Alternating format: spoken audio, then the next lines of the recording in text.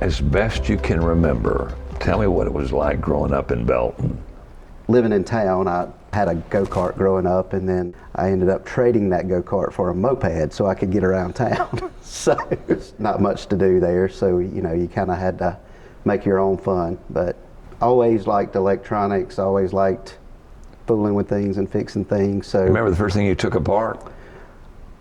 Everything. I don't remember the first thing I took apart, but I would just about take everything apart. Would you really? Yeah. Went to Tri-County Tech and took industrial electronics. That was when Bosch and all these other businesses were pretty big. They were hiring straight out of Tri-County, that kind of thing. So that's what I went for.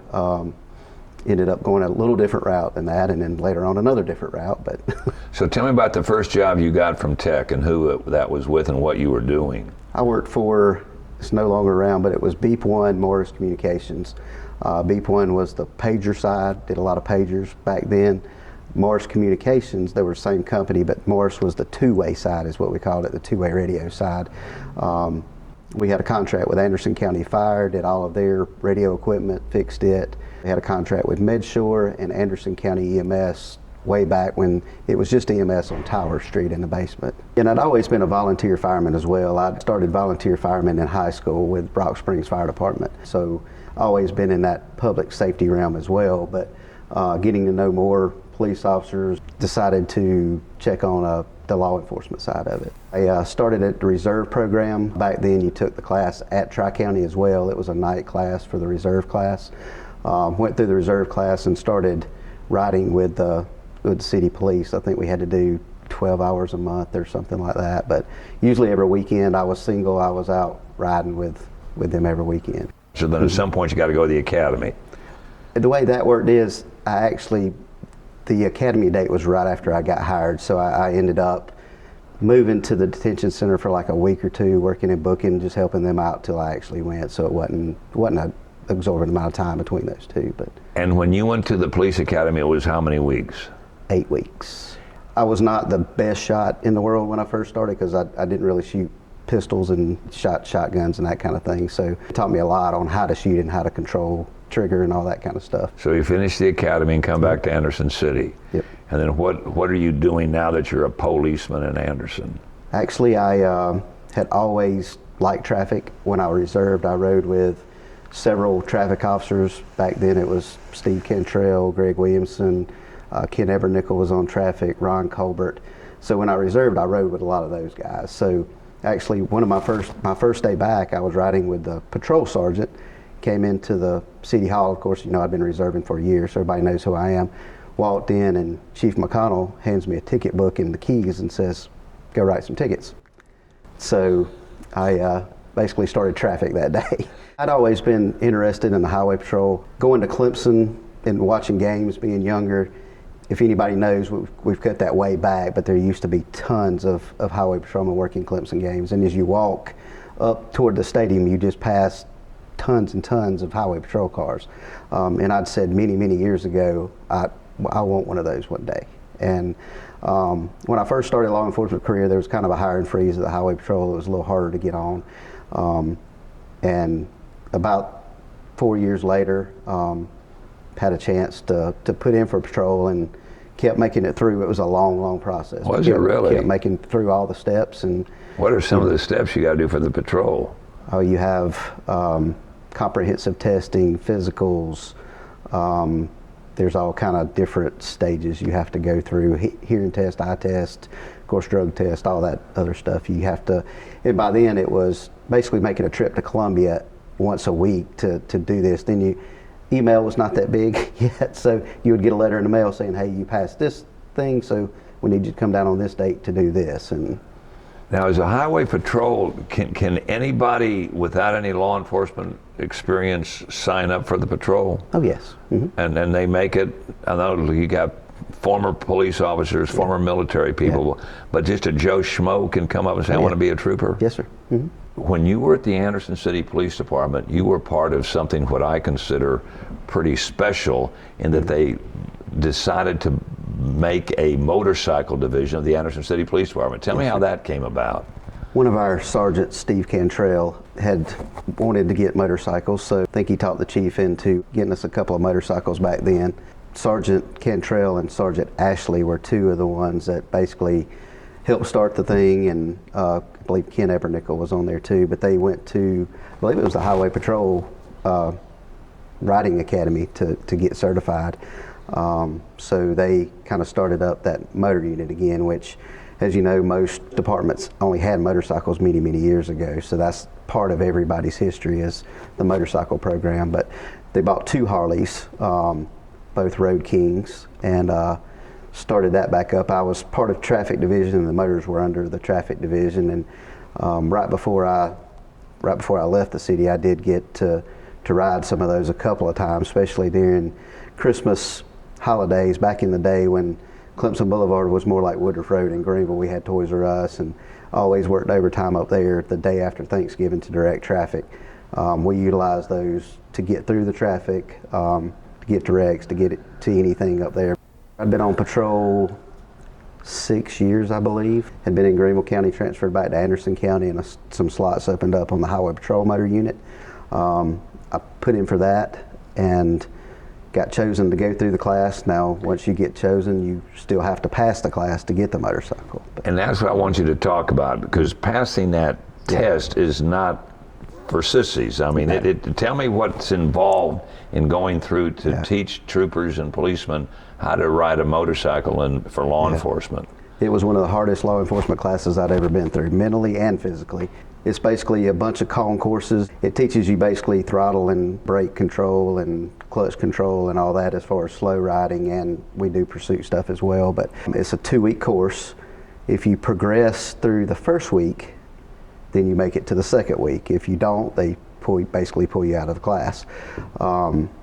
So, you want to pass the class, because the motor unit not only was a good job, but it's a specialized unit. We did a lot of every presidential escort, funerals, all that kind of stuff. It was more of a detail that you were seen more, had to look good, be good, that kind of thing. Clemson football games, all that kind of stuff. So, and you have to pass a test on the very last day to get certified.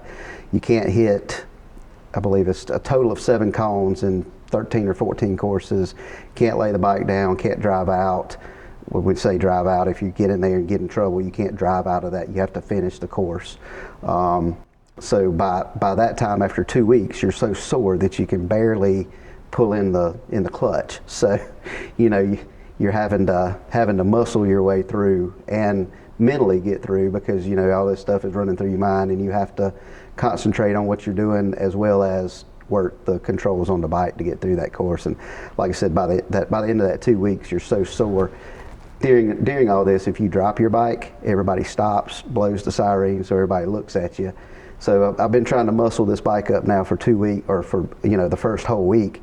After that, it was just like, if it starts falling, you just throw it over and get it up later. So, what happened that prompted you to decide that you might want to get into politics? I've always been the one that everybody says was a social butterfly anyway, and love talking to people. That's kind of why I love the Highway Patrol and law enforcement. I got to talk to many different people. But I just had several people approach me too and ask me, and I had thought about it previously, but it's kind of a thing I didn't really say anything about. But when I saw the opportunity and just had retired and wanted to continue with public service and try to help as many people as I can, still being a volunteer fireman, but just thought, hey, what if I do run? Hopefully I can do some things to help, because I love Anderson County. I love the Belton, Iva, Star communities. I just want to do something to help. Did enjoy getting out into the communities. I still live in Belton, so I know a lot of people there, but my wife and her family are from Iva. I spent a lot of time down there. Loved getting out and meeting new people. That was the main thing I did, was try to show up to as much stuff as I could to meet people. I would just tell them my background and what I'd done for 25 years, retired Highway Patrol, that kind of thing, and been in public service my whole life, basically since getting out of Tri-County. So I had been doing something with public service and serving people for many, many years. So hopefully it was just pass through on into continuing to help people. And the one thing I told everybody was, I'm not going to make any promises, because I'm one of 7. So, but the few things that I heard a lot about were trying to make our EMS system that we have went to basically a year ago, and keep making it better. We went from one system to another. I told people we're not going to go back to that old system. We are where we are with the new one, so we just need to continue making strides to make that better and making sure that our county and our districts have the coverage and the care that they need. County council is not directly over the volunteer fire departments. They have their own board, and they're governed through the senators and legislators, the delegation.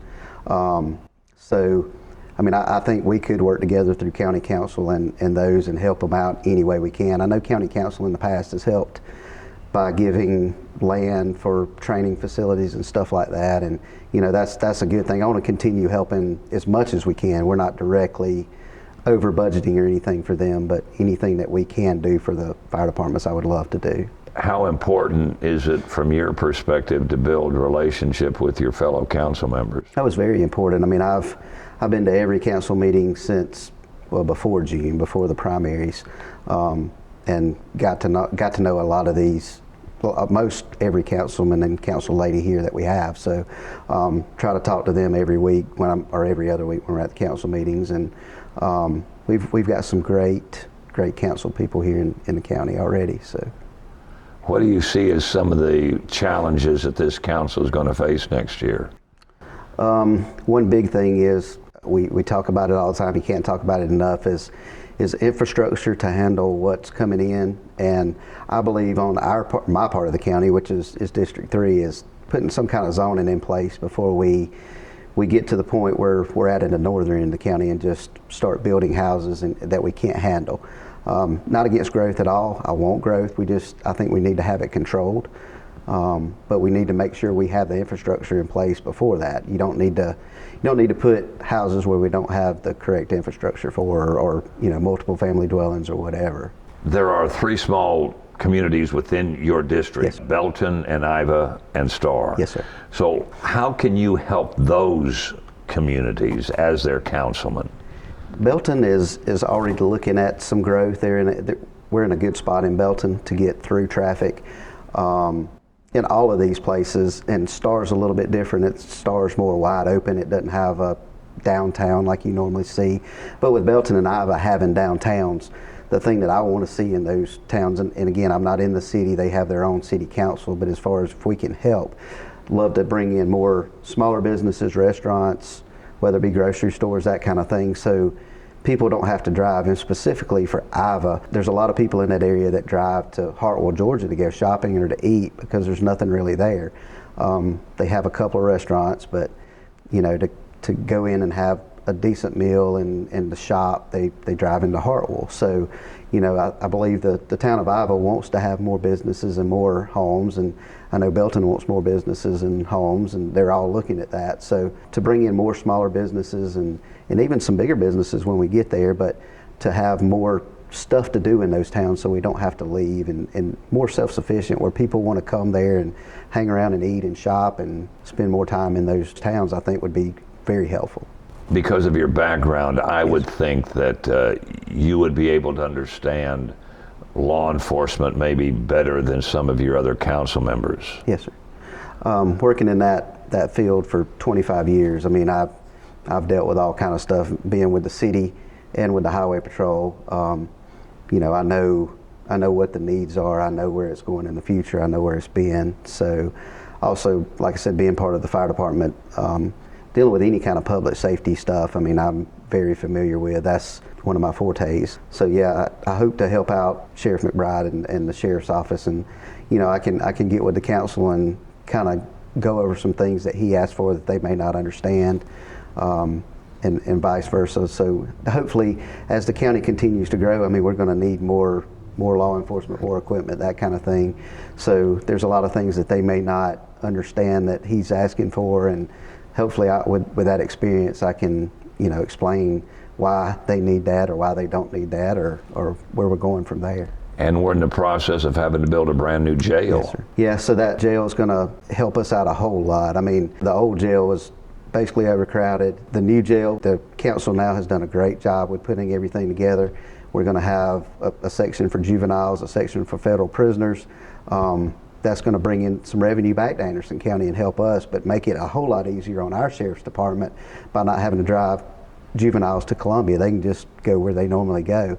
But people from all over the upstate will be bringing juveniles to us, which we will in turn get some money back from, as well as the federal side. We'll get some federal money for holding federal prisoners. So they did a good job by putting this thing together and hopefully making it what it is, and hopefully moving us into the next phase of all of that. Gregory James Elgin, I, Gregory James Elgin, do solemnly swear do solemnly swear that I am duly qualified, that I am duly qualified, according to the Constitution of this state, according to the Constitution of this state, to exercise the duties of office to exercise the duties of office to which I have been appointed to which I have been appointed and elected, and elected, and that I will, and that I will, to the best of my ability, to the best of my ability, discharge the duties thereof, discharge the duties thereof, preserve, protect, and defend preserve, protect, and defend the Constitution of this state the Constitution of this state and the United and the States. United States. So help me God. So help me God. Congratulations. Thank you. I just look forward to getting started.